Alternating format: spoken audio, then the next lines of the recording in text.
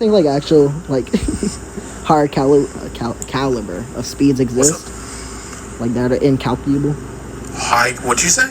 Higher caliber. Incalculable speeds exist, yeah. You think they exist possibly, or like actually exist in fiction? Yeah.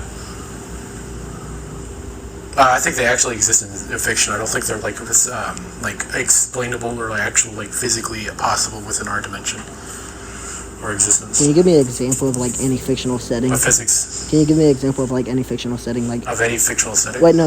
Like any fictional setting of the character being immeasurable speed or irrelevant. Yeah, so Giorno within like JoJo's Bizarre Adventure has been shown to move on beyond the settings of time, and also his stand GR is stated to like be above something that's immeasurable in speed. That immeasurable speed like thing was like able to like move beyond time and like move with the passage of time, which with its being sped up. Ugh. Okay, I literally think by the premise of that course that contradicts it entirely. How does that contradict it? Because moving where you're atemporal doesn't make sense. How's that? Oh, no, it does make sense. It means you're moving outside of time. Wait. But you're atemporal. Yeah, obviously you have no correlation or relation to time. But causality is still an effect that's bounded by linear time passage. We should know this by temporality agreements. Not all.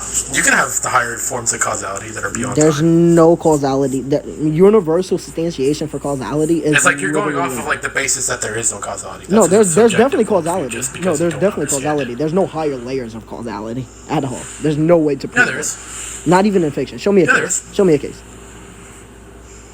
Giorno. That's... Are you gonna say the same thing? For the same feat? It's like, because like that's all I need. Oh, that's circular. Like, ask me to show a case. Boom. Well, that's circular.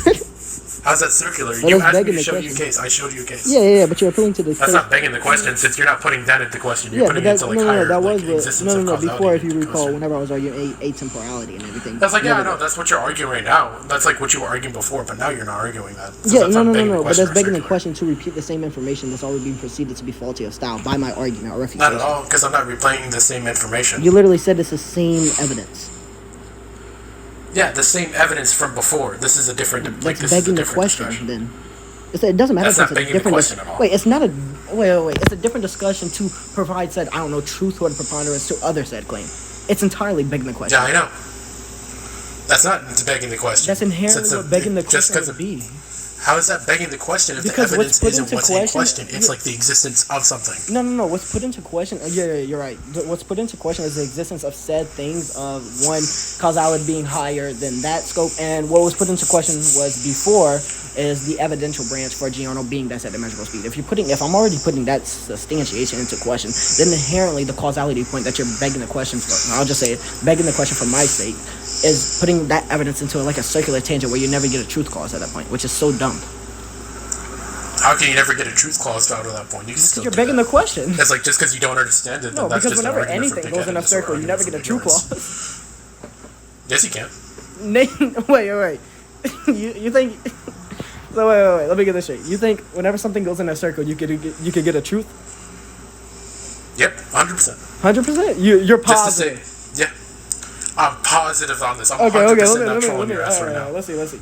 So whenever something goes... I'm definitely not trolling you right now. You definitely can see I'm not trolling you. 100%. I know from a passion, integrity, of course we never troll. So whenever something goes into reductible, and it repeatedly that cycle again... Yeah, you're right. That's a truth. If it just repeats itself, then that means it's even more true. That's yeah. I mean, if you just say that's not true, then that's just an argument from ignorance. Yeah, you're right. You're so right, cause you're appealing back to the information that was already reduction. You're so right. Yep.